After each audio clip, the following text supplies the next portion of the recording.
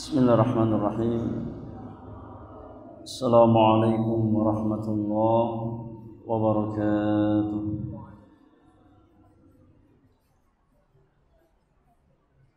Innal hamdalillah nahmaduhu wa nasta'inuhu wa nastaghfiruh wa na'udzu billahi min shururi anfusina wa sayyiati a'malina. Man yahdihillahu fala mudilla lahu ومن يضلل فلا هادي له أشهد أن لا إله إلا الله وحده لا شريك له وأشهد أن محمدا عبده ورسوله لا نبي بعده يا أيها الذين آمنوا اتقوا الله حق تقاته ولا تموتن إلا وأنتم مسلمون يا أيها الناس اتقوا ربكم الذي خلقكم من نفس واحدة وخلق منها زوجها وبث منهما رجالا كثيرا ونساء واتقوا الله الذي تساءلون به والأرحام إن الله كان عليكم رقيبا يا أيها الذين آمنوا اتقوا الله وقولوا قولا سديدا يصلح لكم أعمالكم ويغفر لكم ذنوبكم ومن يطع الله ورسوله فقد فاز فوزا عظيما فإن أصدق الحديث كتاب الله وخير الهدي هدي محمد صلى الله عليه وسلم وشر الأمور محدثاتها وكل محدثة بدعة وكل بدعة ضلالة وكل ضلالة في النار أما بعد إخواني وأخواتي في الله rahimani wa rahimakumullah ajma'in. Jemaah sekalian yang semoga dirahmati oleh Allah Subhanahu wa taala. Yang pertama, mari kita bersyukur kepada Allah tabaraka wa taala atas semua karunia serta kemudahan yang Allah berikan kepada kita semuanya. Secara khusus nikmat yang sangat besar yang Allah anugerahkan kepada seorang hamba adalah nikmat hidayah, nikmat iman dan nikmat Islam, nikmat tauhid dan juga sunnah Rasulullah sallallahu alaihi wasallam. Semoga kita semua senantiasa dijaga oleh Allah Subhanahu wa taala di atas nikmat-nikmat tersebut. Salawat dan salam semoga tercurahkan kepada qudwah hasanah kita Nabiur Rahmah Rasulullah sallallahu alaihi wasallam, kepada keluarga beliau, kepada sahabat-sahabat beliau, dan kepada setiap umat Rasulullah sallallahu alaihi wasallam yang senantiasa berusaha berjalan di atas apa yang Nabi sallallahu alaihi wasallam syariatkan. Jamaah yang Allah muliakan, di pagi hari ini dengan izin Allah Subhanahu wa taala kita akan membahas sebuah kitab yang sangat bermanfaat, yang sangat berfaedah, yaitu kitab yang berjudul Umdatul Ahkam min Kalami Khairil Anam,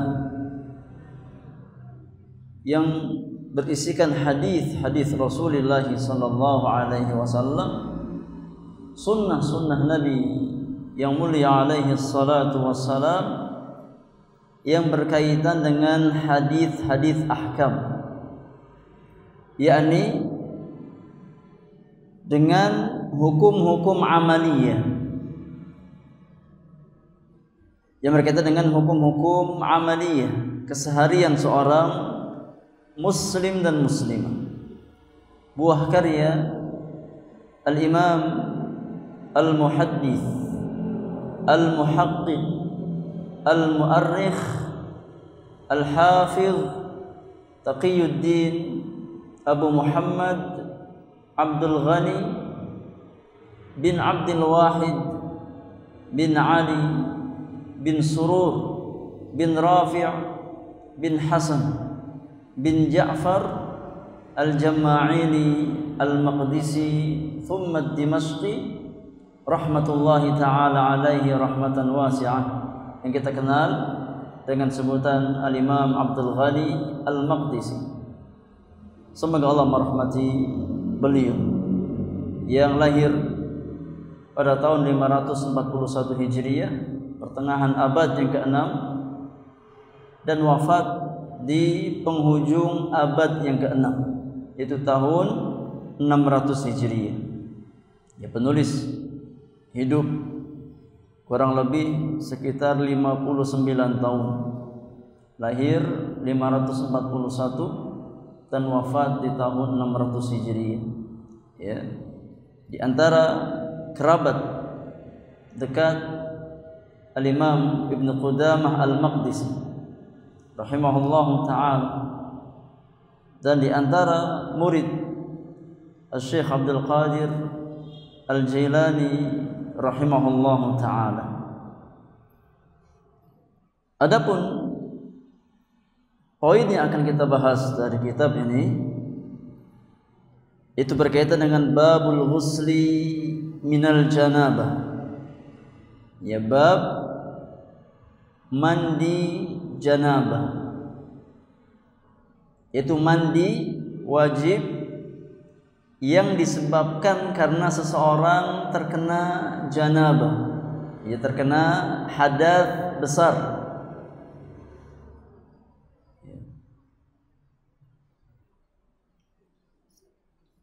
Kata janabah di dalam bahasa itu artinya al-bu'du. Ya, al-janabah secara bahasa Arab itu artinya al-bu'du, jauh. Ya, janabah artinya jauh, al-bu'du. Orang yang mengeluarkan mani, ya, kenapa disebut junub? Ya, tatkala seseorang berhadas akbar, tatkala dia menggauli istrinya atau berhubungan badan mengeluarkan air mani, disebut orang yang junub. Ya, kenapa? Kata para ulama, li'anna ma'ahu ba'ada mahallahu, karena air mani tersebut keluar dan menjauhi tempat keluarnya, maka orangnya disebut dengan junub. Ya, karena dia telah mengeluarkan air mani sehingga air tersebut menjauh dari tempatnya. Ya, maka itu sebab, ya, seseorang dikatakan junub. Adapun yang dimaksudkan dengan bab mandi janabah di sini, itu penulis ingin menjelaskan tentang hukum-hukum yang berkaitan dengan mandi janabah itu sendiri. Ya, sebab-sebab seseorang mandi janabah dan adab-adab dalam mengerjakan mandi janabah. Maka penulis akan membawakan hadis-hadis dari sunnah Rasulullah sallallahu alaihi wasallam yang berkaitan dengan sebab-sebab seseorang, ya, wajib mandi janabah dan adab-adab mandi janabah. Hadis yang pertama yang penulis bawakan di dalam bab ini adalah hadis yang dikeluarkan oleh Al-Imam Al-Bukhari dan Muslim dari jalan sahabat yang mulia Abu Hurairah radhiyallahu taala anhu wa arda. Abu Hurairah radhiyallahu taala anhu wa arda. Siapa nama asli Abu Hurairah? Ada yang tahu? Kita sering dengar nama Abu Hurairah. Abu Hurairah itu bukan nama asli, tapi kunyah. Nama aslinya siapa? Abdurrahman bin Sakhrin. Itu nama asli Abu Hurairah, Abdurrahman bin Sakhrin radhiyallahu taala anhu wa ardhah. Salah seorang sahabat yang paling banyak meriwayatkan hadis Rasulullah sallallahu alaihi wasallam. Kata penulis, an Abi Hurairah radhiyallahu anhu, dari Abu Hurairah radhiyallahu anhu, anna an-nabiy sallallahu alaihi wasallam laqiyahu fi ba'dhi turuqil Madinah wa huwa junub. Bahwasanya Rasulullah sallallahu alaihi wasallam pernah menemui Abu Hurairah di sebagian jalan di kota Madinah dalam kondisi Abu Hurairah junub. Ya, beliau sedang dalam kondisi junub. Kemudian bertemu dengan Rasulullah sallallahu alaihi wasallam, berpapasan dengan Nabi sallallahu alaihi wasallam. Kata Abu Hurairah, qala fan khanastu minhu, maka aku pun yakni bersembunyi dari Nabi sallallahu alaihi wasallam, aku menghindar ya dari Rasulullah sallallahu alaihi wasallam. Fadhahabtu faghtasaltu, aku pergi ke rumahku, kemudian aku mandi, yakni mandi janabah untuk mengangkat hadath akbar. Ya. Tatkala beliau berpapasan dengan Nabi SAW, beliau menghindar, ya, sampai beliau mandi janabah untuk mengangkat hadath yang ada pada jasad beliau. Tsumma ji'tu, kemudian selesai mandi, tatkala aku sudah suci, aku kembali menemui Rasulullah sallallahu alaihi wasallam. Aku kembali menghadap Nabi sallallahu alaihi wasallam. Faqala, maka Nabi yang mulia bertanya kepada Abu Hurairah, "Aina kunta ya Abu Hurairah?" Tadi dari mana wahai Abu Hurairah? Saya melihat engkau kok tiba-tiba enggak ada. Kemana engkau pergi wahai Abu Hurairah? Maka Abu Hurairah menjawab, "Qala kuntu junuban ya Rasulullah." Tadi saya dalam kondisi junub. Fakarihtu an ujalisaka wa ana ala ghairi tahar, maka saya enggak ingin bermajlis dengan engkau dalam kondisi ya junub. Saya tidak ingin bermajlis dengan engkau, duduk bersama engkau ya Rasulullah, tatkala saya tidak dalam kondisi bersuci. Ini diantara ta'zim Abu Hurairah terhadap Rasulullah sallallahu alaihi wasallam, di mana beliau tidak ingin bermajlis dengan Nabi tatkala beliau sedang junub. Faqala, maka Nabi sallallahu alaihi wasallam bersabda, "Subhanallah, innal mu'mina la yanjus." Subhanallah, sesungguhnya seorang mukmin itu enggak najis wahai Abu Hurairah. Ya, yakni jasad seorang mukmin itu tidak najis.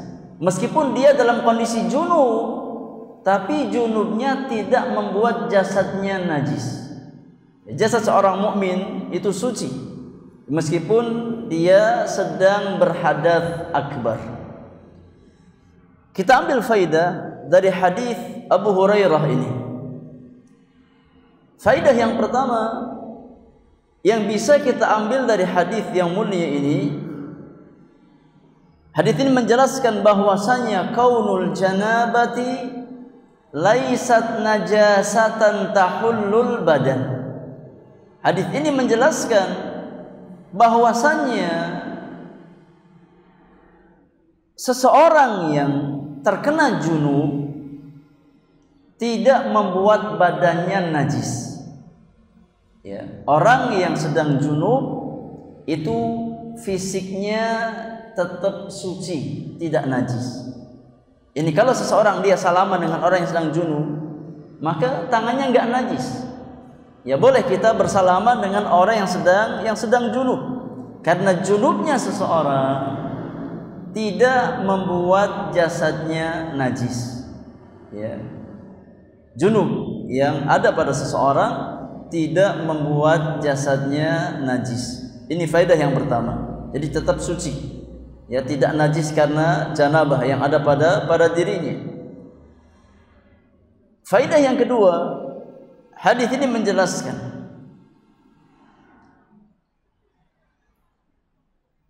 bahwasannya kaunul insani la tanjusu dzatuhu la hayyan wala mayyitan. Jasad seorang manusia itu tidak najis, baik tatkala dia hidup ataupun mati. Jasad seseorang itu tidak najis, baik tatkala dia hidup ataupun dalam kondisi ya sebagai mayat, ya, tetap suci.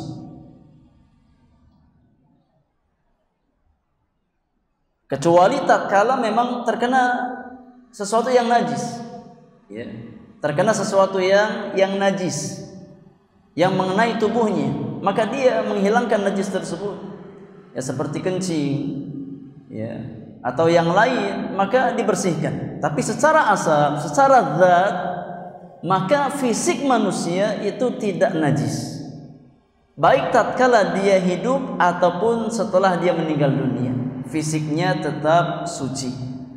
Ya, sebagaimana sabda Rasulullah di akhir hadis, subhanallah innal mu'mina la yanjus. Sesungguhnya jasad seorang mukmin itu tidak najis. Maka dari sini para ulama mengambil istinbat bahwasanya fisik ya seorang mukmin itu suci baik hidup ataupun setelah meninggal dunia.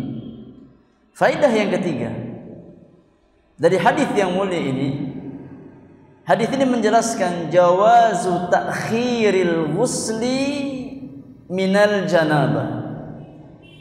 Hadis ini menjelaskan bolehnya seseorang untuk mengakhirkan mandi junub setelah dia berhadas. Yani tidak disyaratkan tatkala seseorang berhadas akbar ya harus langsung mandi janabah, enggak syarat. Ya, kecuali ya tatkala sudah masuk waktu sholat atau hendak mengerjakan satu amalan yang di sana disyaratkan untuk dalam kondisi taharah suci, maka pada saat itu kita harus mengangkat hadas akbar pada tubuh kita. Ya.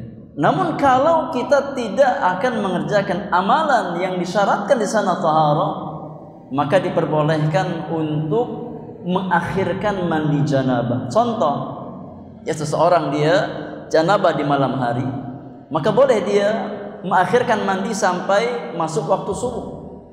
Ya, tidak disyaratkan atau tidak diwajibkan seseorang harus mengangkat janabahnya setelah dia dalam kondisi junub. Ya, tidak wajib. Faidah yang keempat dari hadis yang mulia ini, hadis ini menjelaskan ta'zimu ahlil fadli wal ilmi was salah wa mujalasatuhum ala ahsanil hayat. Yakni disukai atau di antara perkara yang utama adalah memuliakan ahli ilmu, memuliakan yakni orang yang memiliki fadilah atau keutamaan, dan berusaha untuk bermajlis dengan ahli ilmu tersebut di atas kondisi yang terbaik.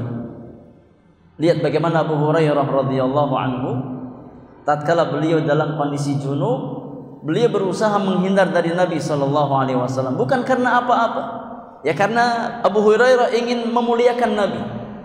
Jangan sampai beliau bermajlis dengan Rasulullah melainkan dalam kondisi yang terbaik di atas taharah. Maka memuliakan ahlul fadli, memuliakan orang yang punya keutamaan, memuliakan ahli ilmu, itu diantara tuntunan agama, ya, diantara petunjuk Allah dan Rasulnya sallallahu alaihi wasallam.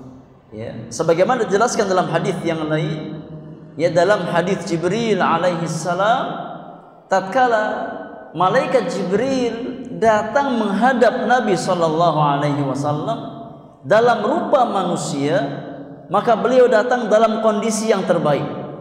memakai pakaian yang terbaik, ya, dengan kondisi fisik yang terbaik, duduk di hadapan Nabi dengan kaifiat duduk yang terbaik sebagai seorang penuntut ilmu.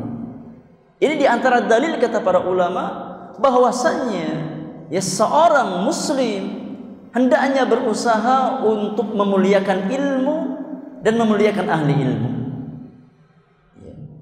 Karena di antara kunci barakatul ilmi, di antara kunci keberkahan ilmu yang kita pelajari adalah tatkala kita mampu memuliakan ilmu dan memuliakan simbol-simbol ilmu itu.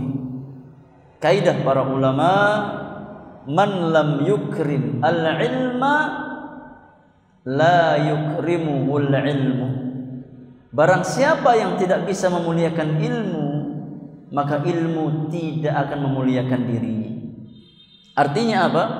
Artinya tatkala kita ingin dimuliakan oleh ilmu, ya tatkala kita ingin ilmu kita menjadi kunci keberkahan dalam hidup kita, maka muliakan ilmu.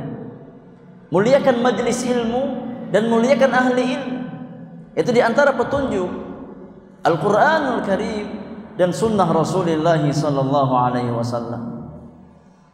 Kemudian hadis yang berikutnya, jamaah yang Allah muliakan, Al-Imam Al-Hafidh Abdul Ghani Al-Maqdisi membawakan hadis Ummul Mukminin Aisyah radhiyallahu taala anha wa ardhaha.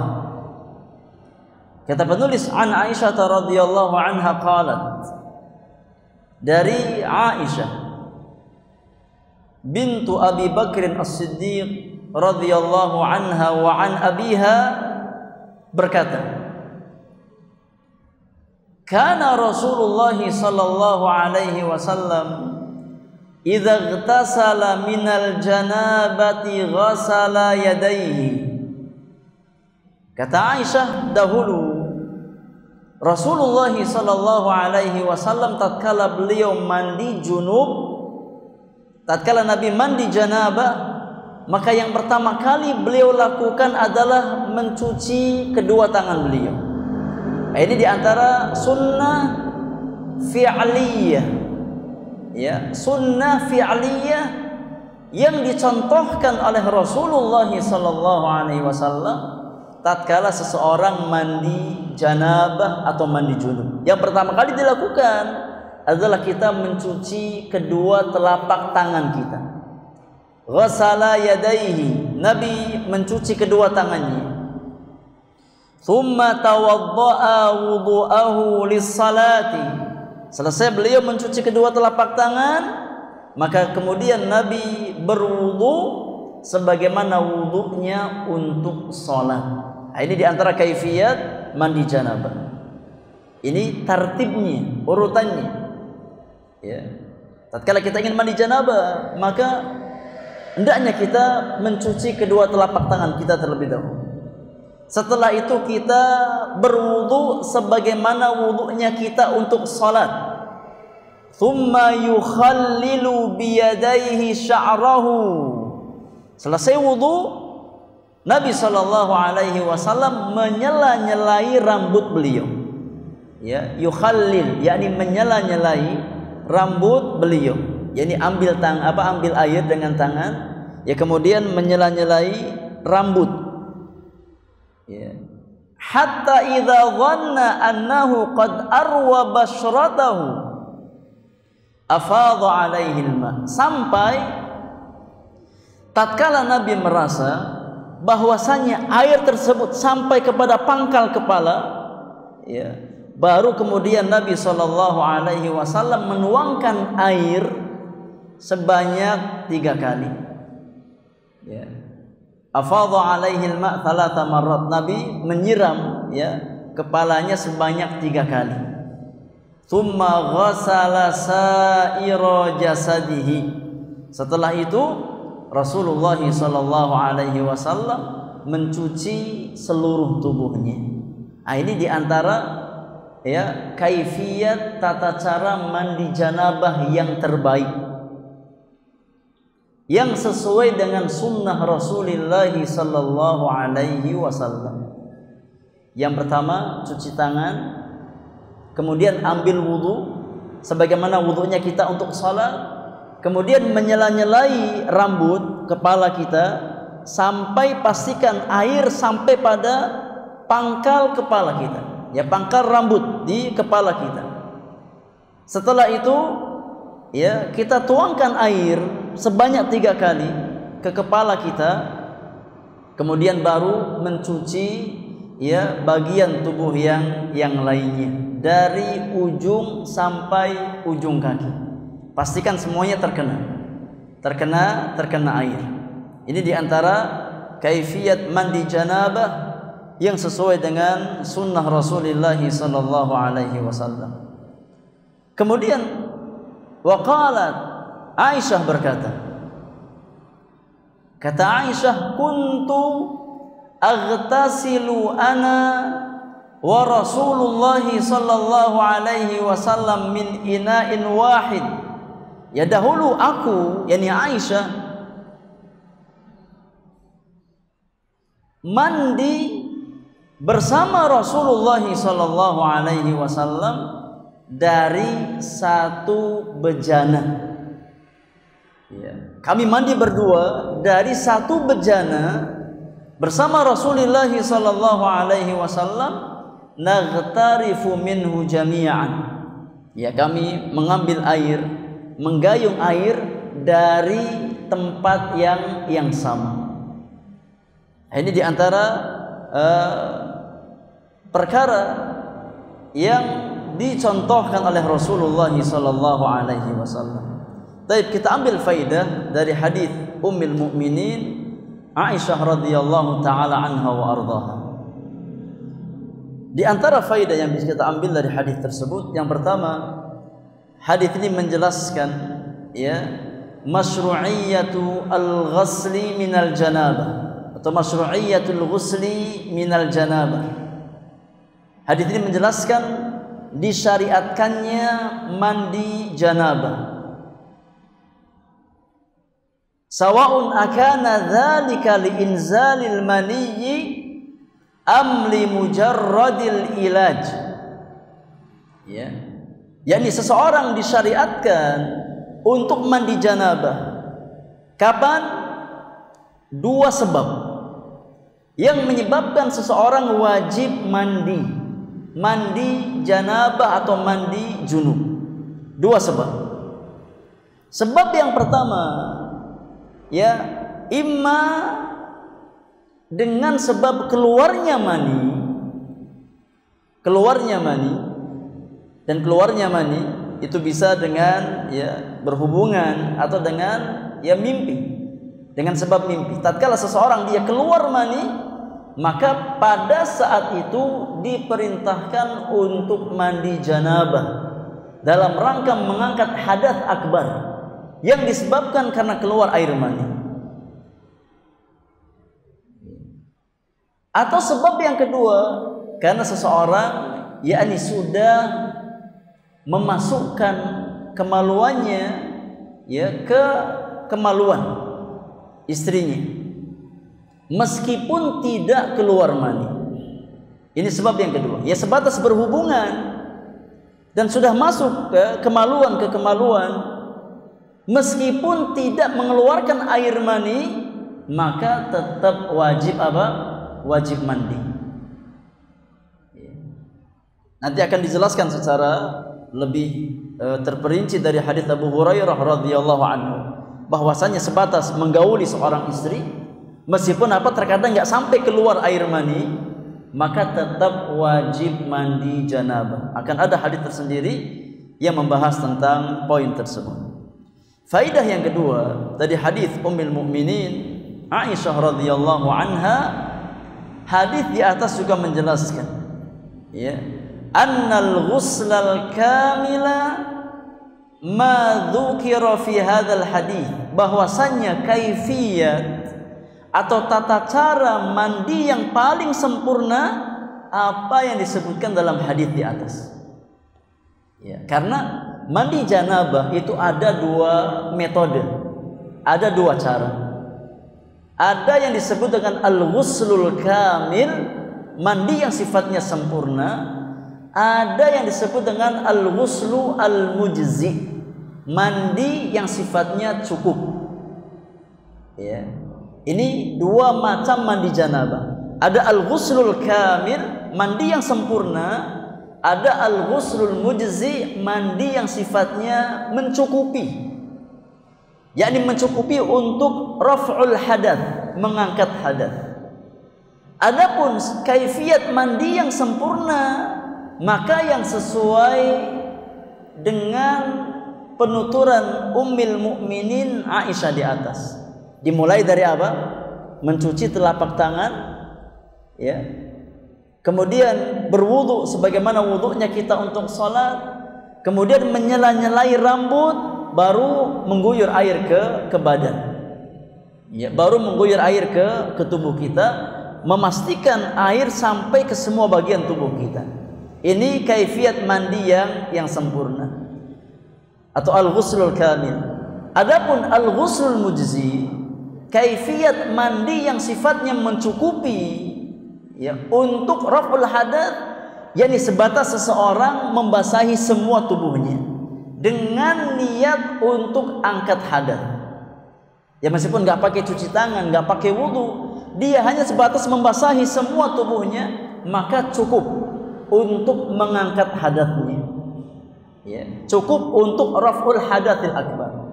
Ya, kalau seseorang dia sebatas mandi mengguyurkan air dari ujung kepala sampai kaki terkena air, ya, maka sudah cukup untuk mengangkat hadath. Tapi kalau kita ingin keutamaan, ingin dapat pahala yang lebih, maka amalkan apa yang Nabi SAW contohkan dalam kaifiat mandi yang sempurna. Ya. Maka hadis Aisyah ini menjelaskan tentang kaifiat mandi yang sempurna, yang mudah-mudahan bisa dihafalkan kemudian dipraktekkan tatkala kita mandi janabah. Ya, dari mencuci kedua telapak tangan, berwudu, kemudian menyela-nyelai rambut, ya, sampai pastikan pangkal rambut kita atau kepala kita terkena air, baru kita mengguyur air ke seluruh tubuh kita. Baik, kemudian faidah yang ketiga yang bisa kita ambil dari hadis Ummul Mukminin. Hadis ini menjelaskan jawazu nadhari ahadiz zawjaini li'auratil akhar wa ghaslihima min ina'in wahid. Hadis di atas menjelaskan suami istri itu boleh melihat aurat, ya, sebagiannya. Ini suami boleh melihat aurat istrinya sebagaimana istri boleh melihat aurat suaminya. Bukan perkara yang terlarang. Ya, bukan perkara yang dilarang dalam agama tatkala seorang suami melihat aurat pasangannya. Demikian pula istri melihat aurat suaminya. Yang enggak boleh itu apa? Ya, tatkala bukan pasangannya. Adapun pasangan ya suami istri, maka diperbolehkan. Ya, dan boleh bagi keduanya untuk mandi berdua, ya, dari satu bejana. Maka itu di antara sunnah Rasulullah sallallahu alaihi wasallam, ya, di antara sunnah yang dipraktekkan langsung oleh Nabi sallallahu alaihi wasallam. Maka sekali-kali kita amalkan sunnah tersebut, ya, untuk yakni menjaga keharmonisan kehidupan rumah tangga. Jadi bukan perkara yang terlarang kalau seorang suami melihat aurat istrinya, demikian pula sebaliknya. Kemudian faidah yang keempat. Faidah yang keempat dari hadis Aisyah radhiyallahu anha. Hadis ini menjelaskan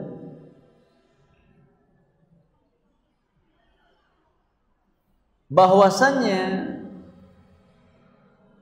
taqdimu ghasli a'dha'il wudu fi ibtida'il ghasli 'ala al-ghasli min al-janabah ada ghasli rijlaini fa innahu muakhkharun ila ba'da al-intiha' min ghaslil badani kullihi kama sayati. Ya, hadis ini menjelaskan bahwasanya mencuci bagian wudu itu dilakukan di awal sebelum seseorang mandi, ya, yakni wudu atau mencuci bagian-bagian wudu didahulukan sebelum seseorang mandi, mengguyurkan air ke seluruh tubuhnya, kecuali mencuci kaki. Maka diperbolehkan untuk mengakhirkan mencuci kaki tatkala wudu di akhir mandi. Di akhir mandi, karena ada hadis yang lain yang menjelaskan bahwasannya Rasulullah SAW mengakhirkan mencuci kedua kakinya setelah beliau selesai mandi. Ya, tapi bagian-bagian wudu yang lain maka dikerjakan sebelum seseorang mandi. Kecuali mencuci kaki, maka ada dua pilihan. Ima boleh kita dahulukan di awal, dan boleh kita akhirkan tatkala sudah sempurna mandinya, selesai baru mencuci kedua kaki. Ya, ini diantara kaifiyat, ya, mandi janabah. Kemudian hadis yang ketiga yang dibawakan oleh penulis rahimahullahu taala di dalam bab mandi janabah adalah hadis yang datang dari sahabat Maimunah bintil Harith zaujin Nabi sallallahu alaihi wasallam, dari jalan ibunda kaum mukminin Maimunah bintul Harith, ya, istri Rasulullah sallallahu alaihi wasallam, annaha qalat, bahwasanya Maimunah pernah berkata, wada'tu li Rasulillah sallallahu alaihi wasallam wudu'al janabah. Pernah suatu hari aku meletakkan, menyiapkan untuk Nabi sallallahu alaihi wasallam air untuk mandi janabah. Ya, jadi Maimunah pernah menyiapkan air untuk mandi janabahnya Rasulullah SAW. Lihat, dalam matan hadis tersebut dikatakan wadu al janabah, waduun. Wawunya harokatnya apa? Dhamma atau kasrah? Harokatnya fathah. Wadu. Maka bedakan antara wadu dengan wudu. Ada waduun, ada wuduun. Ada yang wawunya dhamma, wudu. Ada yang wawunya fathah, wadu. Apa bedanya antara al-wudu'u dengan al-wadu'u? Apa beda kata al-wudu yang wawunya dhamma dengan al-wudu yang wawunya fathah? Apa bedanya? Kalau al-wudu dengan dhammah pada wawunya, itu artinya perbuatan kita wudu. Ya, tatkala kita berwudu, ya, mencuci kedua telapak tangan, berkumur-kumur, istinsyak, istintar, sampai mencuci kaki, amaliyahnya, perbuatannya namanya apa? Namanya wudu. Kita berwudu, ya, kita melakukan wudu, itu namanya wudu. Adapun al-wudu, yakni air yang digunakan untuk bersuci, itu namanya al-wudu. Ya, kalau wawunya fathah artinya airnya. Ya, maka beda harokat, beda apa? Beda makna. Gak perlu beda huruf, beda harokat, hurufnya semuanya sama, tapi harokatnya beda, maknanya sudah apa? Sudah berbeda. Kalau al-wudu, perbuatan kita berwudu, itu namanya wudu. Tapi kalau al-wudu, air yang digunakan untuk berwudu atau air yang digunakan untuk bersuci, itu namanya al-wudu. Apa kata Maimunah bintul Harith? Wada'tu li Rasulillah wudu al-janabah. Aku meletakkan untuk Rasulullah wudu, bukan wudu, tapi wudu, yakni air.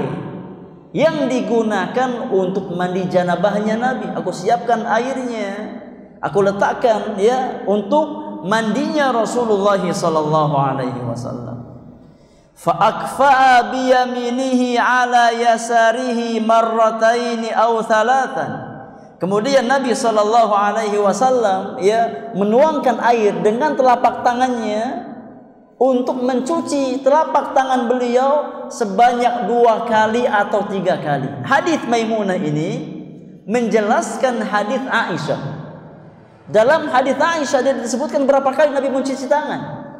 Maka dalam hadis Maimunah disebutkan perinciannya, Nabi mencuci telapak tangan beliau sebanyak 2 sampai 3 kali.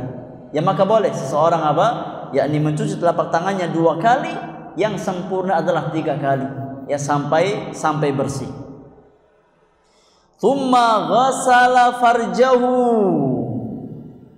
Kemudian Nabi sallallahu alaihi wasallam selesai mencuci telapak tangannya, Nabi mencuci kemaluannya.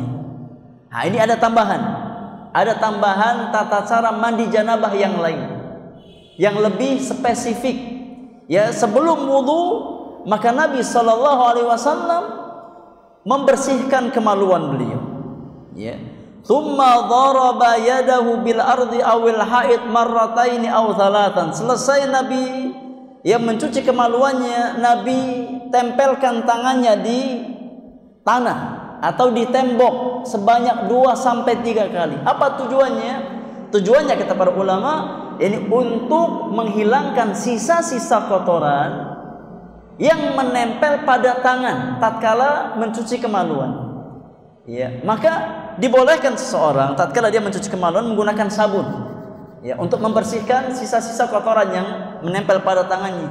Enggak harus nempel ke tembok atau mencari tanah. Cukup kita bersihkan dengan sabun sampai bersih, maka itu masuk ke dalam sunnah Rasulullah sallallahu alaihi wasallam membersihkan kemaluan tatkala mandi janabah.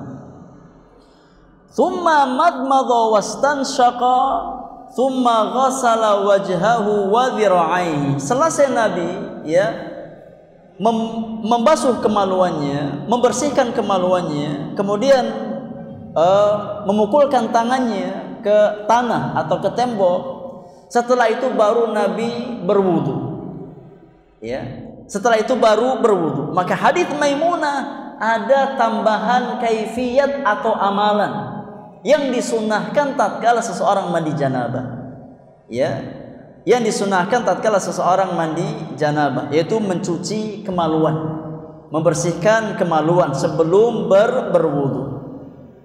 Kemudian Nabi berkumur, beristinsyak, membasuh wajahnya, membasuh tangannya sampai ke siku. Ini semua perbuatan wudu. Tsumma afadha ala ra'sihil ma'. Kemudian Nabi sallallahu alaihi wasallam menuangkan air ke kepala beliau.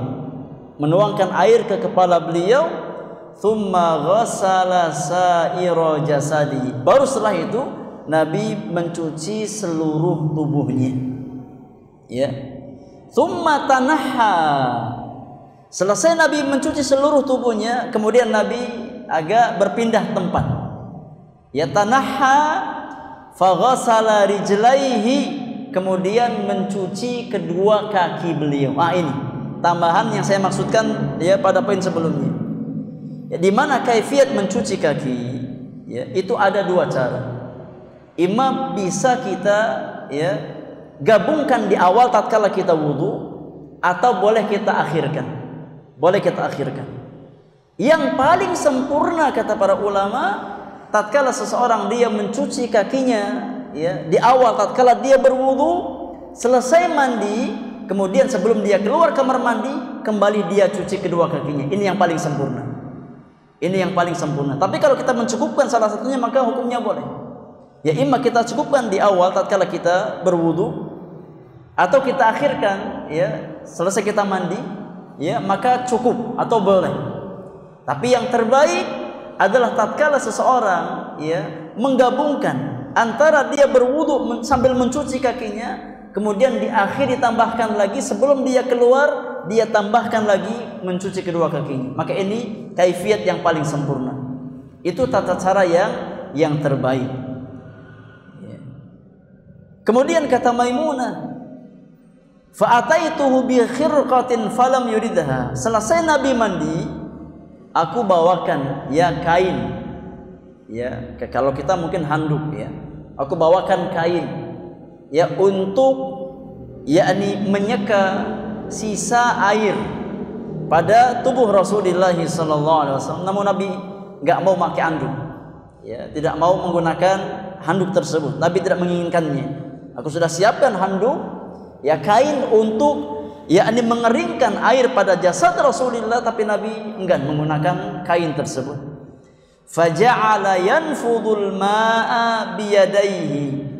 Nabi sallallahu alaihi wasallam mengusap sisa-sisa air dengan tangan beliau, enggak mau pakai kain. Tidak menggunakan kain yang disiapkan oleh Maimunah radhiyallahu anha wa ardhaha. Kita ambil faidah dari hadis Maimunah bintul Harith radhiyallahu anha wa ardhaha. Faidah yang pertama, hadis ini menjelaskan rincian tata cara mencuci tangan di awal yang sebelumnya disebutkan secara mutlak dalam hadis Aisyah. Dalam hadis Aisyah, Nabi mencuci tangan sebelum berwudu, namun tidak disebutkan berapa kali rinciannya. Maka Maimunah menjelaskan bahwasanya Nabi sallallahu alaihi wasallam mencuci telapak tangan beliau sebanyak 2 kali sampai 3 kali. Sebanyak 2 kali sampai 3 kali. Maka ini tambahan penjelasan dari hadis yang sebelumnya. Kemudian hadis ini juga menjelaskan annahu ba'da ghaslil yadaini ghasala farjahu thumma masaha yadaihi bil ardi marrataini aw thalatha. Hadis Maimunah menjelaskan tambahan kaifiyat. Sebelum Nabi berwudu, maka terlebih dahulu beliau membersihkan kemaluannya, mencuci kemaluannya, kemudian membersihkan tangan yang beliau gunakan untuk mencuci kemaluan tersebut ke tanah atau ke tembok sebanyak 2-3 kali untuk membersihkan sisa-sisa air mani yang menempel. Baru setelah itu Nabi sallallahu alaihi wasallam berwudu sebagaimana wudu untuk salat. Sebagaimana Nabi wudu untuk salat setelah mencuci kemaluan. Maka yang sempurna sebelum kita wudu, kita mencuci atau membersihkan kemaluan kita terlebih dahulu. Pastikan sudah bersih, baru kemudian kita berwudu. Nah, kemudian faedah yang lain, faedah yang berikutnya, hadis ini juga menjelaskan kaifiyat mencuci kaki. Bahwasanya mencuci kaki boleh dibarengkan dengan anggota wudu yang lain di awal sebelum seseorang mengguyurkan air ke seluruh tubuhnya, atau boleh tatkala dia berwudu sampai mengusap telinga, kemudian kakinya diakhirkan. Mandi dulu, membasahi seluruh tubuhnya dulu, baru kemudian mencuci kedua kaki di akhir setelah selesai mandi. Boleh, imma dibarengkan dengan wudu, imma diakhirkan setelah mengguyur seluruh tubuhnya. Dan yang terbaik adalah menggabungkan keduanya. Kita berwudu secara sempurna sampai kaki, kemudian di akhir selesai kita mandi, kita kembali membersihkan kedua kaki kita. Ini yang terbaik. Tapi kalau salah satu di antara keduanya kita amalkan, maka sudah cukup dan menepati sunnah Rasulullah sallallahu alaihi wasallam. Kemudian ikhwani wa akhwati fillah, hadis berikutnya di antara hadis yang dibawakan oleh Al-Imam Al-Hafidh Abdul Ghani Al-Maqdisi di dalam bab mandi janabah adalah hadis yang datang dari jalan sahabat yang mulia Abu Abdurrahman Abdullah bin Umar Ibn al-Khattab radhiyallahu anhuma anna Umar Ibn al-Khattab radhiyallahu anhu qala, bahwasannya ayahnya, bapaknya Umar bin Khattab pernah bertanya kepada Rasulullah sallallahu alaihi wasallam ya terkait masalah janabah. Umar pernah bertanya kepada Nabi terkait masalah janabah. Kata Umar, ya Rasulullah, ayarqudu ahaduna wa huwa junub? Ya Rasulullah, bolehkah salah seorang di antara kita tidur dalam kondisi dia junub? Ya, bolehkah seseorang tidur dalam kondisi junub? Yani selesai janabah langsung tidur, boleh apa tidak? Tatkala seseorang ini dalam kondisi berhadas akbar kemudian langsung tidur, hukumnya boleh apa tidak? Maka Nabi SAW menjawab, kata Nabi yang mulia, na'am, iya, boleh wahai Umar. Ya, boleh seseorang tatkala dia terkena hadas akbar langsung tidur, boleh. Idza tawaddaa ahadukum falyarqud. Kalau seandainya salah seorang di antara kalian sudah berwudu, maka boleh dia tidur. Ya, boleh untuk tidur. Hadis ini menjelaskan ya tentang disunnahkan bagi seseorang tatkala dia dalam kondisi junub kemudian yang ngantuk ingin langsung tidur, maka disunahkan sebelum tidur untuk berwudu terlebih dahulu. Ya, kalau malas mandi minimal wudu. Apa hikmahnya berwudu? Karena wudu itu kata para ulama di antara hikmahnya ditakhfifil janabah, untuk meringankan ini hadas akbar. Ya. Maka disunahkan seseorang ya tatkala dia dalam kondisi janabah di malam hari ataupun di siang hari, ya kemudian enggak langsung mandi dan dia ngantuk. Ya, karena bawaannya kalau orang junub itu ngantuk. Ya.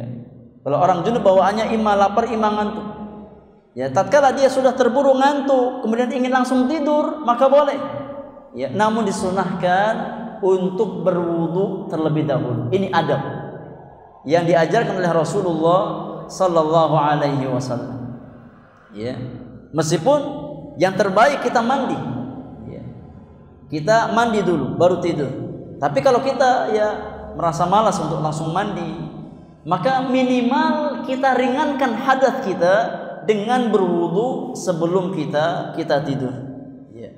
Kata Nabi sallallahu alaihi wasallam, "Idza tawaddaa ahadukum falyarqud."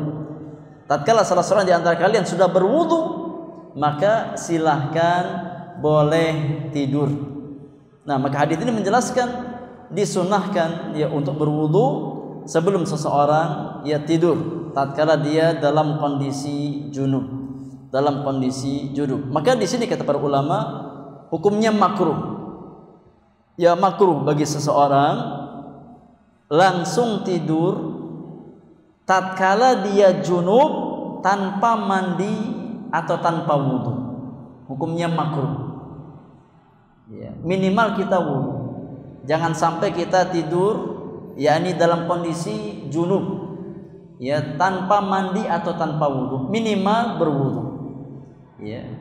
Kalau seseorang junub kemudian langsung tidur, maka hukumnya makruh. Gak dosa tapi makruh.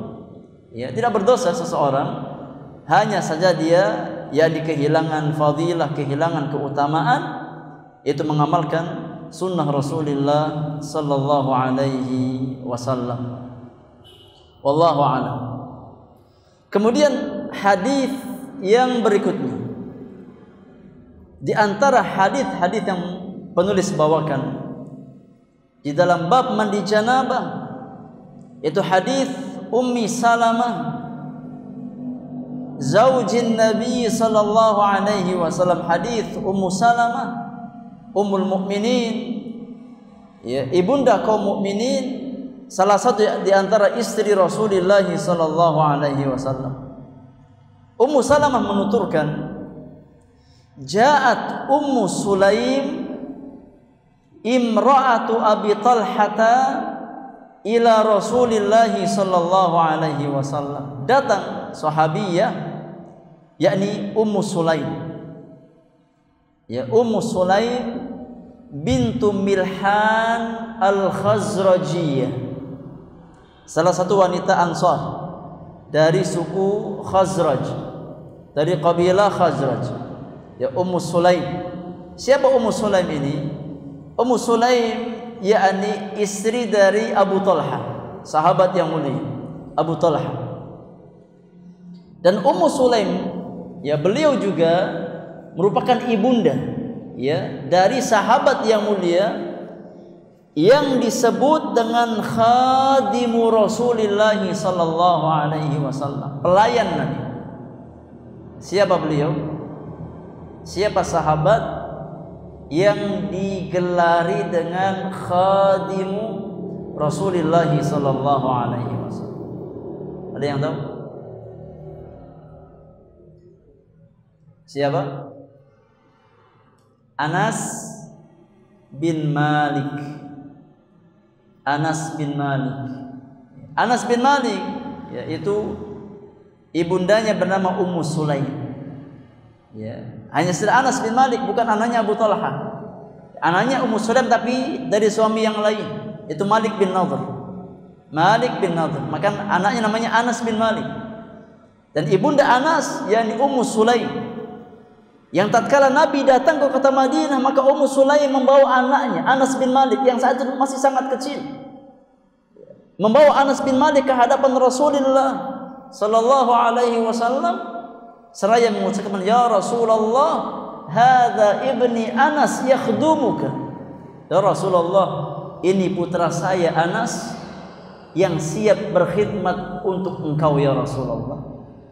Ya, dia hibahkan anaknya untuk berkhidmat kepada Rasulullah sallallahu alaihi wasallam. Maka semenjak itu selama 10 tahun sampai Nabi wafat, Anas berkhidmat untuk Rasulullah sallallahu alaihi wasallam.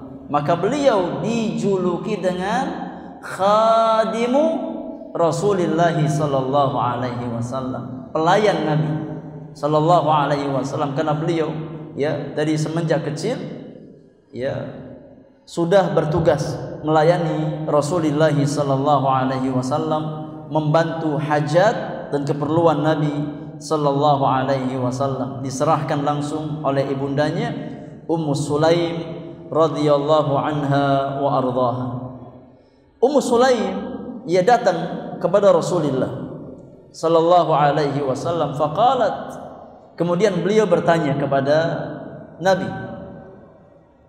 Kata Ummu Sulaim, ya Rasulullah, innallaha la yastahyi minal haq. Ya Rasulullah, sesungguhnya Allah subhanahu wa ta'ala tidak malu dari kebenaran. Ya, Allah tidak malu dari al-haq, kebenaran. Hal 'alal mar'ati min ghuslin idza hiya ihtalamat. Maka saya bertanya, ya Rasulullah, meskipun pertanyaan tersebut terkadang mungkin membuat sebagian orang malu, tapi Allah tidak pernah malu terhadap kebenaran. Saya memberanikan diri bertanya kepada engkau untuk bertanya yang mungkin bagi sebagian orang dianggap tabu, ya, merasa malu bertanya tentang perkara tersebut. Tapi saya bertanya tentang perkara yang hak, yang memang dibutuhkan oleh kaum muslimat, ya. Apa pertanyaan Ummu Sulaim? Hal 'alal mar'ati min ghuslin idza hiya ihtalamat? Apakah seorang wanita itu wajib untuk mandi tatkala dia bermimpi ya Rasulullah? Apakah wanita wajib mandi tatkala dia bermimpi? Tentu ma'ruf Ya, yang dimaksudkan dengan mimpi di sini bukan sembarang mimpi, ya. Tapi mimpi yang berkaitan apa? Berkaitan dengan janabah. Ini kalau seandainya seorang wanita mimpi, ya, bersetubuh dalam mimpinya, apakah dia wajib mandi tatkala dia bangun dari tidurnya? Faqala Rasulullah sallallahu alaihi wasallam, maka Nabi yang mulia menjawab, na'am. Iya wahai Ummu Sulaim. Seorang wanita yang bermimpi, ya, yakni bersetubuh di dalam mimpinya, dia wajib mandi. Kapan? Idza ra'atil ma, tatkala dia bangun tidur, dia melihat ada air yang keluar. Ini air syahwat. Ya, tatkala dia bangun dari tidurnya, kemudian dia melihat ada bekas air yang keluar dari kemaluannya disebabkan karena mimpi tersebut, pada saat itulah seorang wanita wajib untuk mandi janabah. Ya, maka hukum mandi janabah karena faktor mimpi antara laki-laki dan perempuan hukumnya sama. Ya, kalau melihat air maka hukumnya wajib mandi, baik laki-laki ataupun perempuan. Adapun sebatas mimpi tanpa mengeluarkan air, maka tidak mewajibkan untuk mandi janabah. Ya, kita ambil faedah dari hadis yang mulia ini. Ya, di antara faedah yang bisa kita ambil dari hadis Ummu Salamah radhiyallahu anha wa ardhaha, hadis ini menjelaskan annal mar'ata 'alaihal ghuslu hina tahtalimu idza anzalat wa ra'atil ma, bahwasanya seorang wanita itu wajib untuk mandi janabah tatkala dia bermimpi, ya, dengan catatan dia dia melihat adanya air mani yang keluar, ya, dari mimpi tersebut. Kalau dia melihat air yang keluar, maka wajib mandi. Sama hukumnya seperti laki-laki. Kalau nggak melihat ada athar air yang keluar, maka tidak wajib mandi. Karena Nabi Sallallahu Alaihi Wasallam mengaitkan kewajiban mandi karena faktor mimpi dengan apa? Dengan ru'yatul ma, idza ra'atil ma, ya, tatkala melihat air. Maka kalau tidak melihat air, tidak wajib mandi, ya, meskipun bermimpi, yakni berhubungan di dalam mimpinya. Kalau tidak melihat adanya athar air, maka tidak wajib mandi janabah. Hadis ini juga, ya, menjelaskan, kata para ulama, annal mar'ata tunzilu kama yunzilur rajul wa min dzaka yakunu syabahu fil walad. Hadis ini juga menjelaskan bahwasannya, yakni kondisi wanita itu sama seperti kondisi laki-laki. Sebagaimana laki-laki mengeluarkan air mani, maka wanita juga sama, bisa mengeluarkan, ya, cairan syahwat tersebut. Ya. Karena faktor inilah, yakni keluarnya air mani pada laki-laki dan perempuan, adanya sisi kemiripan anak. Ya, kalau seandainya yang keluar hanya faktor dari laki-laki, maka harusnya miripnya semuanya ke bapaknya. Ya, kenapa anak itu kadang mirip bapak, kadang mirip ibu? Ya, tergantung dominan yang mana airnya. Ya, tergantung dominan yang mana airnya. Ya. Oleh karena kata para ulama, sebagaimana laki-laki bisa mengeluarkan cairan syahwat, air mani, maka perempuan pun sama. Ya, bisa mengeluarkan air mani, dan tatkala keluar air mani, maka wajib untuk mandi janabah. Kemudian faedah yang ketiga yang bisa kita ambil dari hadis di atas, hadis tersebut menjelaskan itsbatu sifatil haya'i lillahi jalla wa ala itsbatan yaliqu bi jalalihi Ya.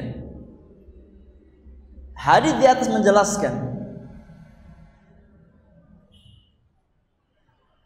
bahwasannya Allah Subhanahu wa taala memiliki sifat haya, sifat malu. Ya. Kita wajib menetapkan sifat haya, sifat malu bagi Allah Subhanahu wa taala. Ya. Namun sifat malunya Allah tidak sama dengan sifat malunya makhluk. Tatkala kita menetapkan sifat malu bagi Allah Subhanahu wa taala, maka sifat malu tersebut sesuai dengan kemahasempurnaan Allah Subhanahu wa taala, sesuai dengan kemahabesaran Allah Subhanahu wa taala. Ya, bukan berarti tatkala kita menetapkan sifat malu bagi Allah, bukan maknanya kita menyamakan Allah dengan makhluk. Ya. Kalau kita menetapkan sifat malu bagi Allah, berarti kita menyamakan Allah dengan makhluk. Kenapa? Karena makhluk punya sifat malu, Allah punya sifat malu, kita katakan tidak. Ya.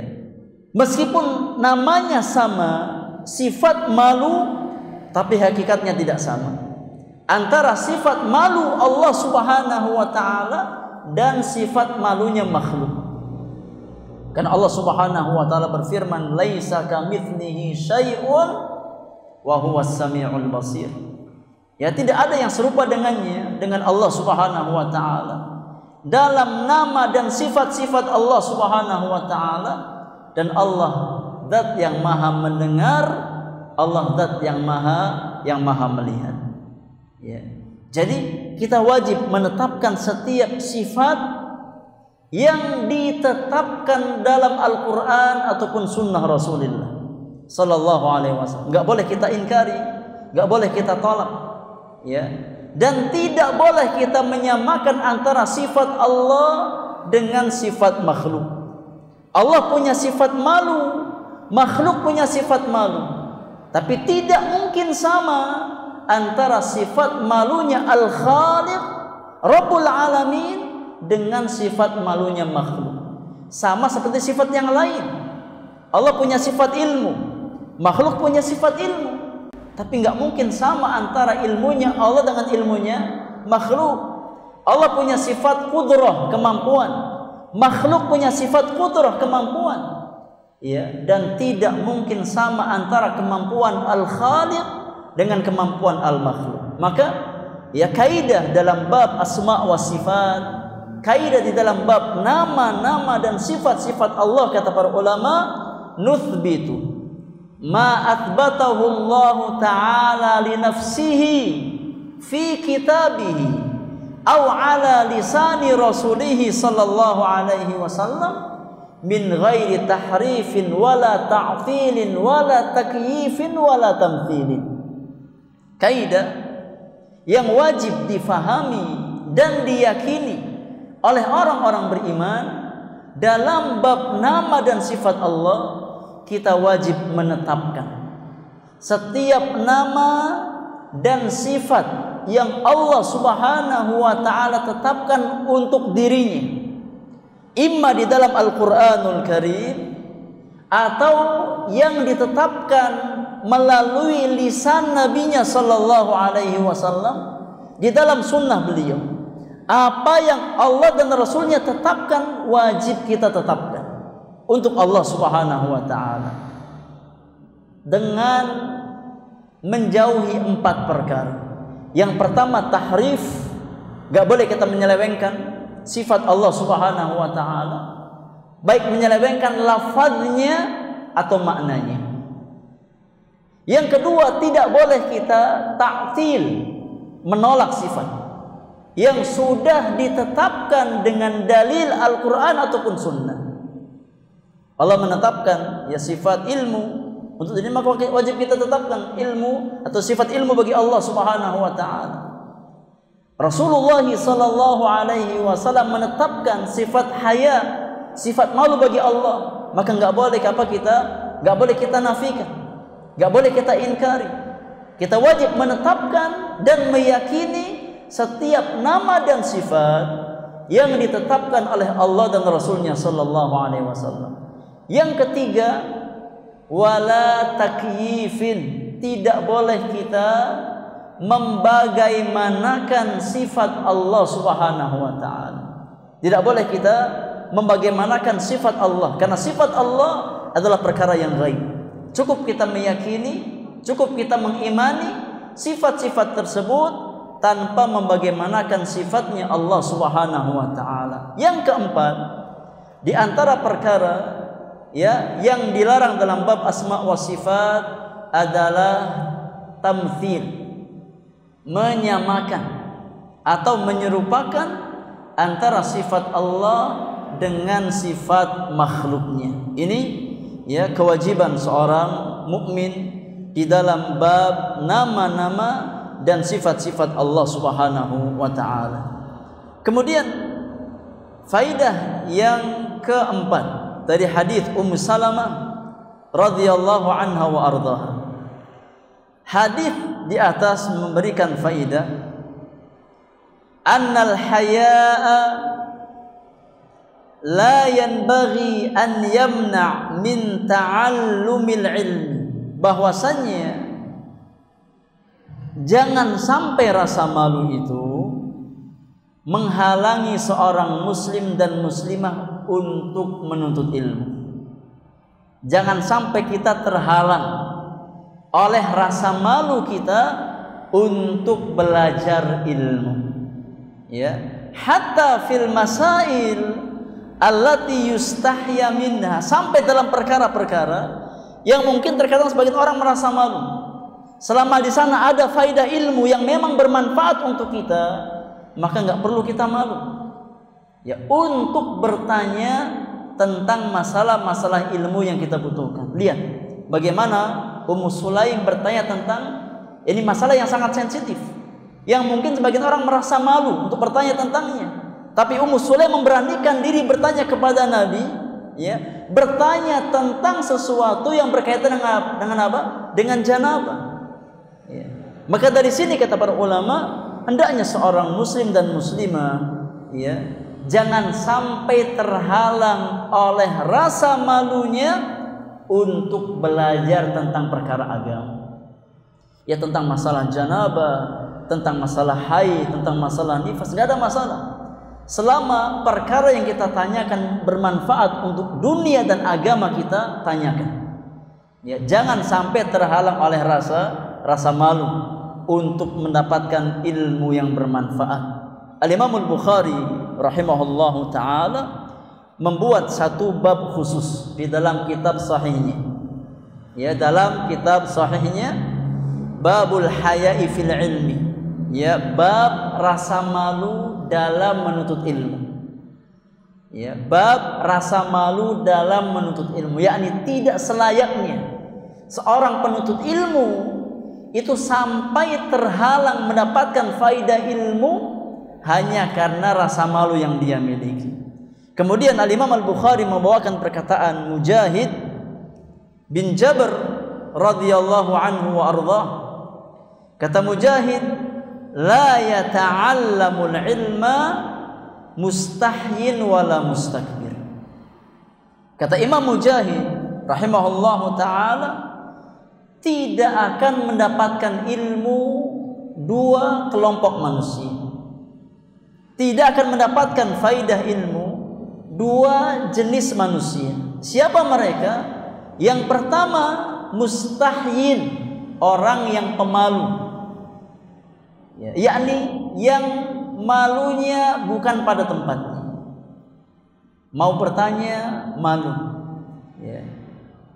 Mau datang ke kajian, malu. Maka seorang yang pemalu, dia akan terhalang dari jalan-jalan ilmu. Kemudian kelompok yang kedua, wala mustakbir, dan orang yang sombong. Maka dia pun akan terhalang dari jalan ilmu, akan terhalang dari faidah ilmu. Orang yang merasa dirinya lebih dari orang lain, yang suka merendahkan orang lain. Al-kibr, kata Nabi SAW, batarul haqqi wa ghamtun nas. Al-kibr, kesombongan, adalah tatkala seseorang menolak kebenaran dan merendahkan orang lain, merendahkan manusia. Ya, maka jauhi dua karakter tersebut agar kita mendapatkan faidah-faidah ilmu. Ya, karakter pemalu yang bukan pada tempatnya dan karakter al-kibar, keangkuhan dan kesombongan. Kemudian Al-Imam Al-Bukhari juga membawakan perkataan Ummul Mukminin Aisyah radhiyallahu taala anha wa ardhaha, di mana Aisyah pernah berkata memuji ya wanita-wanita Ansar, memuji sahabiyat dari kalangan kaum Ansar. Kata Aisyah radhiyallahu anha, ni'man nisa nisaul Ansar, sebaik-baik wanita adalah wanita kaum Ansar. Ya, sebaik-baik wanita adalah wanita kaum Ansar. Lam yamna'hunnal haya'u an yatafaqqahna fid din. Ya, rasa malu tidak menghalangi mereka dari belajar agama. Lihat ya bagaimana karakter wanita Ansar, di antaranya Ummu Sulaim, dan Ummu Sulaim di antara wanita Ansar tersebut yang dipuji-puji oleh Aisyah radhiyallahu anha wa ardhaha, di mana di antara kelebihan wanita Ansar, mereka adalah wanita-wanita yang tidak terhalang untuk belajar agama, bertafaquh fid din karena rasa malunya. Ya, maka rasa malu kalau bukan pada tempatnya, ya maka akan menghalangi seseorang dari kebaikan. Ya, di antaranya kebaikan untuk mempelajari agama Allah Subhanahu wa taala. Ya, ada kalanya rasa malu baik, sahih. Ya, al-haya'u khair, kebaikan.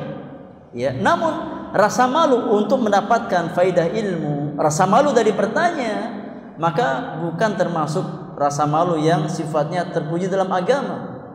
Ya, maka harus kita bedakan ya kapan rasa malu itu sifatnya terpuji dan kapan rasa malu itu sifatnya tercela. Wallahu ta'ala a'lam bis-shawab.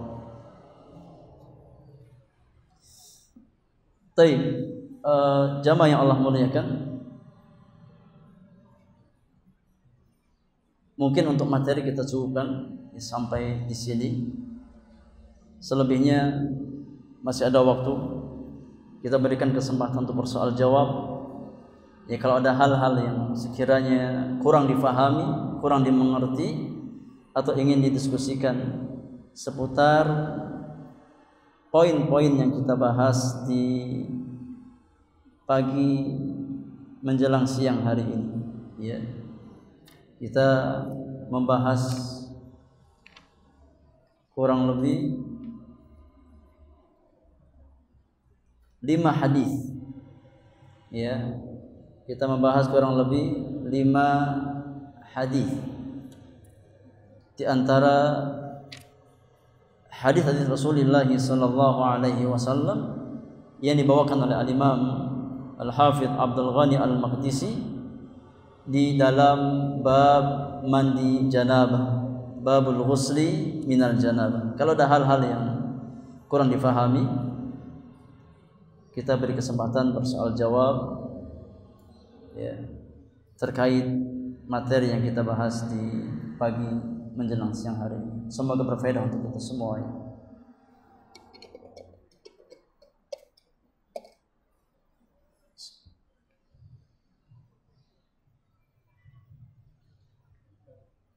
Silakan.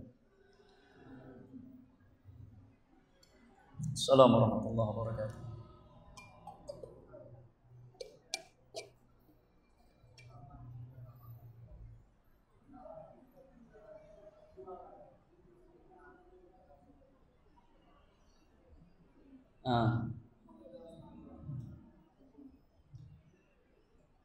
Tayyib, barakallahu. Jadi sisa dari apa yang kita keluarkan. Ya. Nah, ada pertanyaan, ya, kalau seandainya seseorang setelah selesai dia mandi janabah, ya, keluar dari kamar mandi, kemudian di tengah perjalanan yakni keluar lagi sisa-sisa air mani. Ya. Keluar lagi sisa air mani yang menyebabkan dia mandi janabah. Pertanyaannya, apakah seseorang harus mengulang mandinya? Ya, dengan sebab tersebut, jawabannya tidak perlu. Ya, cukup dia membersihkan air mani tersebut, ya dibersihkan, ya. Dan yakni dia cukup dengan mandi janabah yang sudah dia lakukan. Tidak mengharuskan dia untuk mengulang mandi janabahnya dari awal. Ya, karena itu hanya sisa-sisa dari apa yang keluar pada kemaluannya. Allahu a'lam. Ya, jadi tidak perlu untuk mengulang mandinya. Ya, kecuali dia keluar kembali karena syahwat. Ya, maka baru dia wajib untuk mandi lagi. Ya, memperbaharui mandinya. Wallahu a'lam bishawab. Ada yang lain?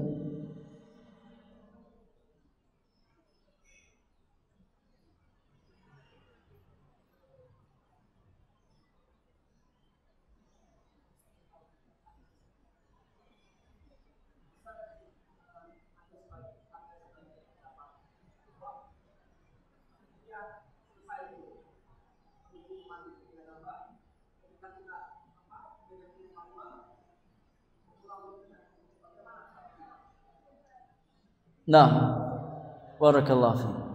Wallahu a'lam, ya, yang tepat ya tentu tidak. Ya, tidak membatalkan wudu yang sebelumnya kita kerjakan, karena secara otomatis tatkala kita mandi, ya, akan menyentuh kemaluan kita. Ya, akan menyentuh kemaluan kita. Maka ya tidak menyebabkan seseorang batal wudunya, karena itu masih satu paket, satu kesatuan. Ya, satu paket, satu kesatuan untuk dia mandi janabah. Maka tidak perlu seseorang, ya, tatkala dia selesai wudu kemudian membersihkan seluruh badannya dan otomatis dia akan menyentuh kemaluannya, ya, tidak perlu untuk kembali mengulang wudunya. Cukup wudu yang pertama, ya, yang dia lakukan, ya, kemudian dia mengguyurkan air ke seluruh tubuhnya, ya, tanpa harus mengulang wudu kali yang kedua. Ya, sebagaimana Rasulullah SAW mencontohkan hanya wudu, ya, sekali pertama, ya, tanpa mengulang wudu yang kedua. Ya. Karena di sana pasti seseorang tatkala dia mandi, dia membersihkan semua badannya, mau tidak mau akan mengenai kemaluannya.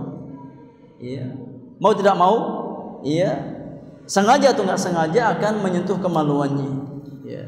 Namun Nabi SAW tidak mencontohkan untuk mengulang wudu kedua kali di akhir apa? Di akhir beliau mandi. Hanya mencukupkan wudu yang pertama sebelum, yakni mengguyur atau membasahi semua tubuhnya. Wallahu a'lam.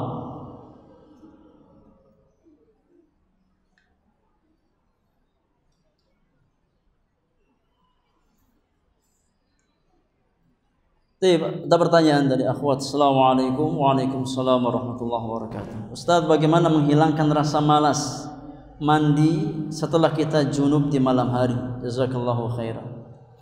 Ya. Yakni seperti yang Nabi perintahkan. Kalau memang kita dalam kondisi letih atau capek mungkin, ya, karena memang sudah terlalu larut malam, maka boleh seseorang nggak memaksakan nggak memaksakan mandi. Ya, namun minimal kita berwudu sebelum kita tidur untuk meringankan hadas akbar kita, ya, dan juga dalam rangka mengamalkan sunnah Rasulullah sallallahu alaihi wasallam, idza tawaddaa ahadukum falyarqud. Kalau seandainya sudah wudu maka silahkan tidur, ya. Kalau sudah wudu maka boleh tidur, ya, meskipun sekali lagi yang sempurna memang mandi, tapi tidak harus, ya, bukan syarat atau kewajiban untuk mandi janabah sebelum kita tidur. Ya, maka tatkala memang masih memungkinkan untuk mandi, itu yang terbaik. Ya, tatkala kita memang masih memungkinkan untuk mandi, itu yang terbaik. Ya, namun bagaimana caranya agar kita nggak malas? Ya dipaksa. Ya, dipaksa. Bagaimana kita niatkan kita tidur dalam kondisi suci. Ya, dalam kondisi suci. Karena itu yang terbaik bagi seorang mukmin. Ya. Kalau memang benar-benar kita sudah sangat letih, capek, ya minimal kita berwudu jangan sampai kita tidur dalam kondisi junub, tanpa mandi, tanpa wudhu sama sekali. Ya, jadi kalau masih bisa mandi, kalau memang sudah sangat payah, ya maka minimal berwudhu, dan harus dilawan rasa malas itu. Ya, karena rasa malas itu penyakit. Ya, kalau malas dalam perkara kebaikan maka harus dilawan. Ya, oleh karena Rasulullah SAW, ya beliau sering berdoa untuk minta perlindungan kepada Allah dari sifat pemalas. Ya, Allahumma inni a'udzubika minal ajzi wal kasal. Ya Allah, aku berlindung kepada Engkau dari sifat lemah dan rasa malas, ya di atas jalan-jalan kebaikan. Ya, maka usahakan kita untuk melawan sifat malas tersebut, ya, dari mengamalkan sunnah Rasulullah sallallahu alaihi wasallam. Kalau mampu mandi, kalau ya memang sudah sangat letih, enggak memungkinkan mandi, sudah cukup malam, ya maka paling tidak kita berwudu sebelum kita tidur, tatkala kita dalam kondisi junub. Ya, boleh mandinya setelah kita bangun tidur sebelum melaksanakan sholat subuh. Wallahu taala alam bissawab. Ada yang lain? Fadhil.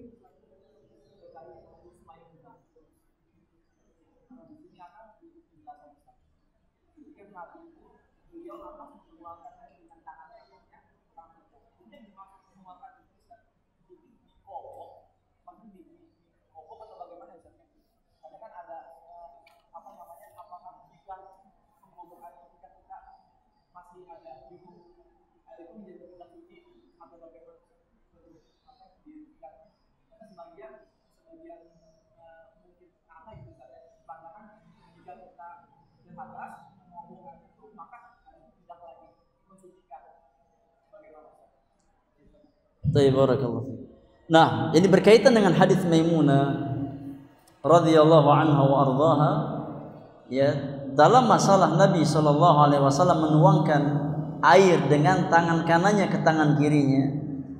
Apa maksud dari menuangkan air tersebut? Ya, apakah mencelupkan tangannya langsung ke air kemudian ya menuangkan ke tangan kirinya? Tentu jawabannya kalau dalam kondisi bersih boleh. Ya, karena ada dalam hadis yang lain di mana Rasulullah sallallahu alaihi wasallam melarang ya untuk memasukkan tangan ke dalam bejana yang berisi air sampai dicuci terlebih dahulu. Ya, tatkala seseorang bangun tidur. Ya, ada hadis ya sudah lewat di sebelum bab ini dalam bab taharah ya. Sebelum dalam bab wudu itu disebutkan Nabi sallallahu alaihi wasallam melarang seseorang untuk mencelupkan tangannya ke dalam bejana yang berisi air sampai dia cuci tangannya sebanyak 3 kali. Ya, maka hadis tersebut dimaknai ya Nabi menuangkan air dengan tangan kanan ke tangan kirinya dengan tangan beliau, namun dalam kondisi yang sudah apa? Sudah bersih. Sudah dicuci. Ini kemungkinan yang pertama. Ya boleh. Kalau sudah dicuci tangannya, ya, kemudian ambil air, kemudian dimasukkan atau dituangkan ke tangan kirinya dengan tangan kanannya, maka nggak ada masalah, boleh. Atau mengambil dengan gayung dengan tangan kanannya, kemudian dituangkan ke tangan kirinya sambil dicuci. Ya, ini dua kemungkinan tersebut, ya, yakni secara makna dibenarkan. Ya, meskipun kata akfa'a, ya, yang lebih tepat, ia menggunakan al-kaf, menggunakan telapak tangan. Ya, dengan catatan telapak tangan tersebut memang sudah dicuci. Ya, kalau kita ingin mempraktekkan sunnah Nabi yang mencuci telapak tangan kita, bisa ya dengan cara mengguyurkan gayung ya seperti ini. Ya, atau dengan keran, ya, kita kucurkan keran ya langsung ke dua telapak tangan kita. Atau kalau kita ingin mencelupkan telapak tangan kita ke bejana, boleh dengan catatan dicuci terlebih dahulu. Dicuci kemudian baru mengambil ya dengan telapak tangan kita untuk kita tuangkan ke telapak kiri kita. Ya. Wallahu a'lam. Ya. Digabungkan dengan hadis yang lain bahwasanya Nabi sallallahu alaihi wasallam melarang seseorang yang dia bangun tidur ya kemudian langsung mencelupkan tangannya ke dalam bejana yang berisi air sampai dia cuci terlebih dahulu. Yang kedua, telapak tangannya tersebut baru silakan dicelupkan. Nah, wallahu taala alam bissawab.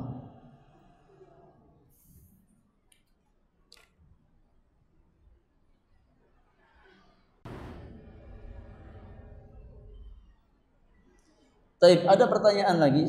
Sebenarnya tadi sudah ditanyakan sama ikhwan di sini. Bismillah.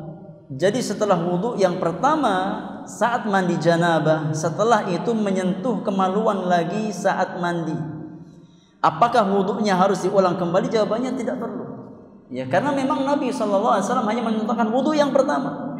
Ya, tanpa wudu yang kedua. Setelah kita berwudu secara sempurna, ya, maka tidak disyaratkan harus mengulang wudu kita. Ya, meskipun kita tatkala kita mandi kita menyentuh kemaluan kita.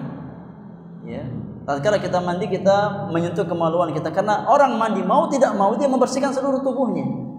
Ya, tatkala dia mandi janabah maka mau tidak mau dia mengguyurkan air ke seluruh tubuhnya. Ya, maka wallahu taala alam. Ya, kalau kita memperhatikan praktek wudu dan mandinya Rasulullah SAW, Nabi hanya mencontohkan wudu satu kali, ya, tanpa harus mengulang wudu yang kedua. Nah, maka cukup bagi seseorang tatkala dia mandi, ya, janabah dengan wudu yang pertama yang dia lakukan sebelum dia mengguyurkan air ke sekujur tubuhnya. Nah, wallahu taala alam bissawab. Silakan.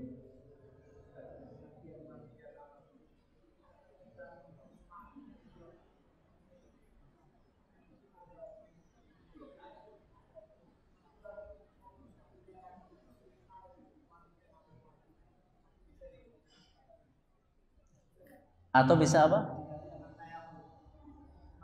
Taib. Ada pertanyaan, apakah mandi janabah harus dengan air atau bisa diganti dengan tayamum? Jawabannya, hukum asal taharah baik wudu ataupun mandi itu dengan air. Hukum asal. Ya, kecuali orang yang memang ada uzur syar'i, seperti karena faktor sakit, ya kena luka bakar akhirnya nggak boleh kena air, maka dia tayamum. Atau dokter mengatakan kamu sakit, nggak boleh kena air dulu, maka tatkala dia janabah, ya dia tayamum. Ya, baik wudu ataupun mandi janabah. Tapi hukum asal orang yang dalam kondisi normal, dia sehat walafiat, airnya ada, maka hukum asalnya dia taharah dengan menggunakan air. Karena tayamum itu hukumnya badal, pengganti. Ya, kalau masih ada air nggak boleh kita langsung tayamum. Ya, kita mampu menggunakan air, airnya ada, ya maka harus menggunakan air. Karena itu hukum asal taharah. Adapun tayamum adalah taharah yang sifatnya badaliyah, sebagai pengganti. Tatkala yakni seseorang tidak mendapatkan air, imma karena faktor sakit atau memang nggak ada air di situ. Ya, dia di tempatnya memang nggak ada air, maka cukup tayamum. Tapi selama masih ada air dan dia sanggup menggunakan air, maka hukum asalnya taharah dengan menggunakan air. Nah, wallahu taala alam bissawab. Baik, silakan. Ya.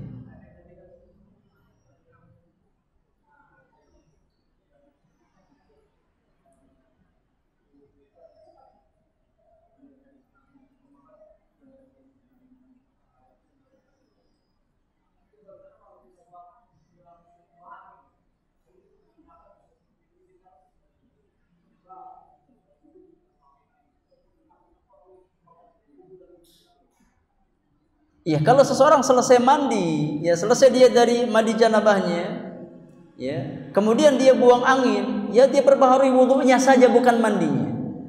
Cukup dia perbaharui, yakni wudunya saja. Karena buang angin itu menyebabkan hadas asghar. Ada dua macam hadas, ada hadas asghar, ada hadas akbar. Ya, hadas asghar itu mewajibkan wudu. Adapun hadas akbar mewajibkan mandi janabah. Maka tatkala seseorang dia sudah selesai ya dari mandi janabah dalam kondisi suci, ya kemudian dia keluar kamar mandi, ya keluar buang angin, maka cukup berwudu. memperbaharui wudunya. Karena tatkala dia suci kemudian keluar angin, yang ada adalah hadas asghar, bukan hadas akbar. Hadas asghar itu disebabkan karena apa? Karena yang dikeluarkan sesuatu dari kubul ataupun dubur, atau karena tidur, ya, yang pulas. Ya, seseorang berhadas asghar. Bagaimana cara raf'ul hadatsil asghar? Bagaimana cara mengangkat hadas kecil? Dan jangan cara berwudu. Ya, tatkala kita buang air, ya berwudu untuk mengangkat hadas tersebut. Adapun hadas akbar yang disebabkan karena keluarnya mani atau berhubungan badan, meskipun enggak keluar air mani, ya maka cara raf'ul hadatsil akbar, cara mengangkat hadas akbar dengan mandi janabah. Ya, dengan mandi janabah. Jadi bedakan dua macam hadas. Hadas akbar dengan hadas asghar. Ya, kalau hadasnya hadas kecil, maka cukup dengan berwudu.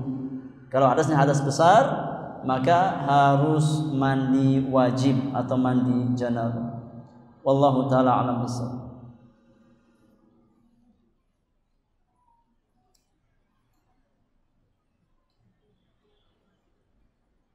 Cukup? Baik. Kalau tidak ada lagi pertanyaan, maka kita cukupkan sampai di sini. Semoga apa yang kita bahas, ya, diberikan keberkahan oleh Allah Subhanahu wa taala, menjadi ilmu yang bermanfaat untuk kita. Semoga usaha yang kita lakukan untuk datang ke majelis yang mulia ini diberikan ganjaran pahala oleh Allah Subhanahu wa taala, menjadi wasilah yang memudahkan langkah kita ke surga Allah Subhanahu wa taala.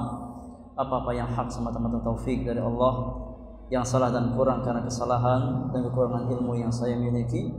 Wassallallahu ala nabiyyina Muhammadin wa alihi wa sahbihi ajma'in. Wa akhiru da'wana anil hamdulillahi rabbil alamin.